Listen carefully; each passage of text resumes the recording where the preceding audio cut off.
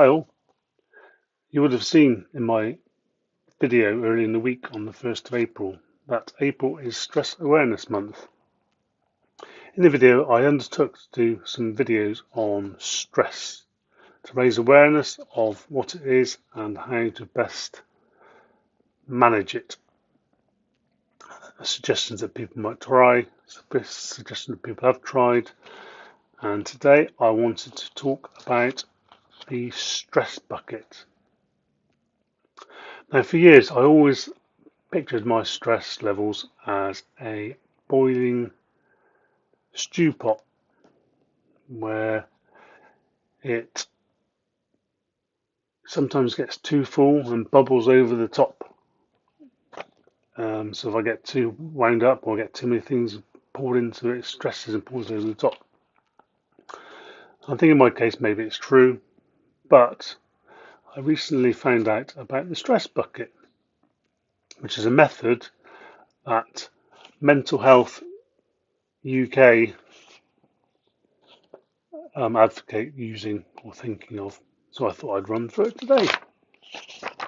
Nice little printout of it from their website, which I shall put in the comments below as a link, if I can add links to comments. Otherwise I'll just put the address and you can copy it yourselves. Now, as I've said previously, everybody suffers from stress, and some people just brush it off and get on with it. Some people get overstressed really quickly, and this is all to do with your capacity to deal with it and how much you get at any time.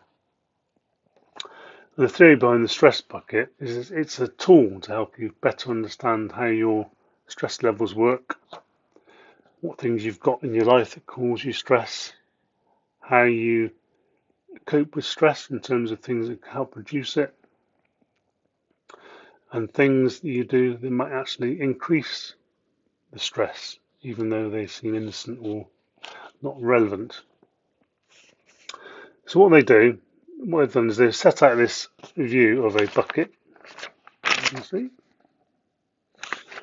And the theory is you've got a set of rain clouds, which are your stressors, and they fill your bucket.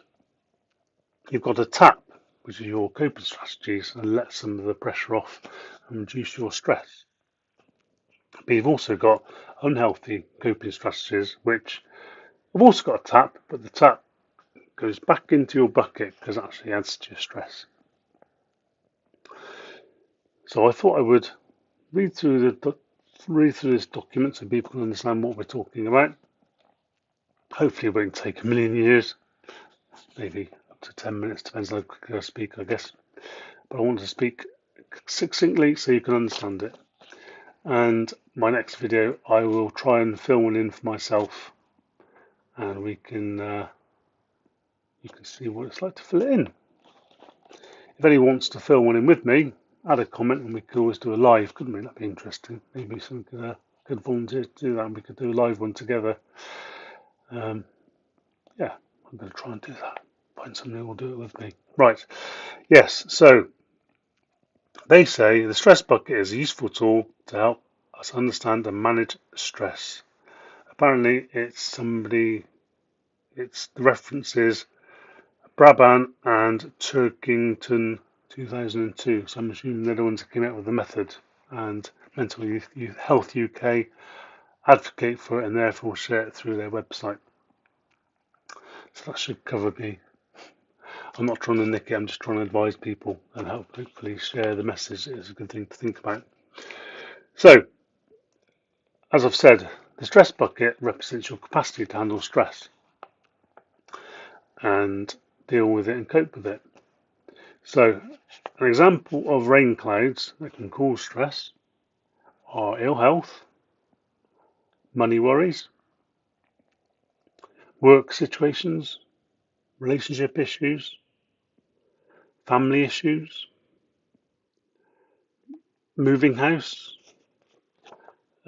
family with illnesses, uncertainty, anxiety caused by the news. Lots of that at the moment, I'm sure. Thanks, Mr. Trump. and everybody else who seems to be being talked about. He's not the only one. We're all a bit in a funny position, aren't we? Yes. Um, and exam pressures and life events like births, marriages, weddings, moving house, and other things like that. Now, they would be your rain clouds. So as you get more and more stresses, maybe a work issue, maybe work's really busy at the time, maybe some colleagues are annoying you, or maybe the work's not quite what you want to be doing, that adds to your bucket. Maybe you're not sleeping very well, and that can be triggered by the work, or it can be triggered by having children, or it can be triggered just by people who don't always sleep very well. That can add to your stress. Money worries. So maybe, as with most people, the money's not going as far anymore. Certainly the month seems a lot longer than the money at the moment, isn't it? Especially with all this inflation and people causing more inflation seemingly. Housing, maybe you're in a house you want to decorate, or it's a bit untidy, or it's not quite in an area you want to live in. That could cause you stress. Maybe you've decided to sell your house and that's not going through very well. Or you've sold it and you want to move. That can be just as stressful. Maybe you rent a property and you don't really want to rent, you'd rather buy, or you've got noisy neighbours or something. Again, that adds to your stress bucket. So we've currently got work issues, sleep problems, financial issues or concerns, and then we've got a house. We've got 4 things in our bucket. Then something happens to the family. Somebody has a new baby, or you have a new baby. Somebody passes away. Somebody's unwell. More things going into your bucket. Stresses. Your own health concerns. Maybe you've had a diagnosis you didn't want to hear of, or you've got an ongoing illness or condition. Again, that's in your bucket as well. So this stress bucket is getting quite full now, isn't it? So what do we do about it? So you've got a choice. You've got healthy coping strategies, which is your tap that pours things out, or you've got unhealthy coping strategies, where unfortunately they seem to fill the bucket back up, at least in some way. So examples of healthy, learning to speak my healthy coping strategies would be connection with nature, meditation, exercise, eating well. Nutrition is a very important thing. Look out for my piece on metabolic health. It's an interesting podcast recommended. Spending time with friends, spending time with family, resting, that kind of thing. They can all help be healthy, class as healthy coping strategies. Of course, different for everybody. One person's healthy walk is one person's nightmare. One person's healthy run is one person's nightmare. One person's sat home reading a book. It's boring, isn't it? Yeah, you find your own coping strategy, which is why using the bucket to think it through is a useful tool. Now, we then move into your unhealthy coping strategies, like becoming isolated. Sometimes people thrive better when they've got people they can talk to and be with. But when you're stressed or something's going on, you don't necessarily want to be speaking to your colleagues or seeing people or going to see your family. You've got self-harm. That sounds like an unhealthy category. But then that could be anything from alcohol abuse, taking drugs, to actual physical self-harm. So I suppose it is a worthwhile thing to mention. Stress eating. That's my one. Definitely. Overeating because you're stressed, and then eating more things because you're stressed, and then feeling bad because you've eaten too much because you were stressed, and again stressed because you've eaten too much. It's definitely something which doesn't help my bucket, and I think does fill it back up. Alcohol and drugs, we mentioned that just now. So yeah, I mean, going out for drink with friends is good, but alcohol is a depressant, so it can make things seem worse. But again, it's a personal preference thing. But if you find that drinking is becoming a problem, it's definitely worth considering as one of those things you cut out while you're in a stressful period.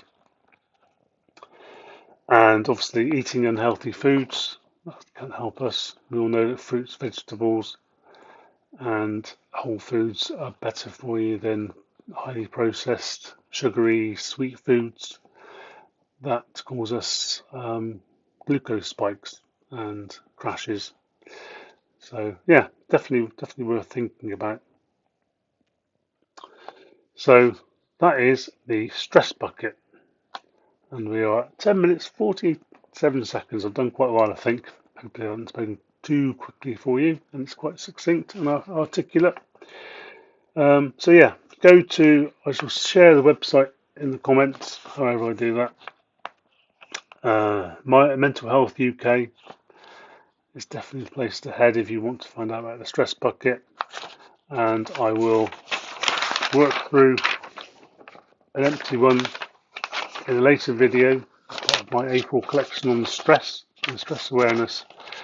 I shall sit at a table in my messy kitchen, and you can see how I feel now.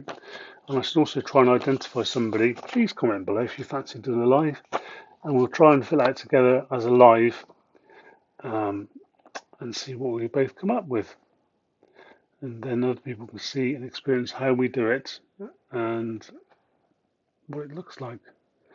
But one thing to finish on is this is information only, as I keep saying. If you're particularly stressed, anxious, depressed, feel like you can't cope, please get medical advice, see your GP, find a counselling. If for some reason you're feeling suicidal, please speak to Samaritans or another counselling service, because it's not worth it. Things can get better, and I'm here to try and help, guide, but I can't give medical advice because I'm not a doctor. I'm just somebody who's passionate about helping people with their mental health and improving it. But on all occasions, even in my support group I go to, I recommend go and see the GP first, because they're the best place to get recommended support and to get into the system in case you need other assistance or maybe medication. So yes, please subscribe, comment below.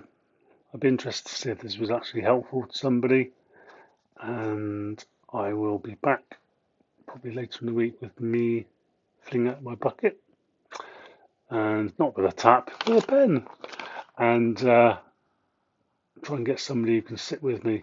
Maybe we'll go to a coffee shop and do it, and we can do it with a nice cup of coffee. Yeah, we could. If they let me video, that is, I guess that might be the issue.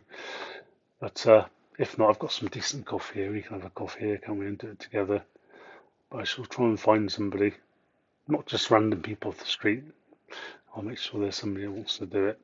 But up to 15 minutes. No, 14 minutes nearly, so I can waffle, can't I? So apologies for the waffle, but I quite enjoy these videos, and they do help me to stabilise my own mood and mental health.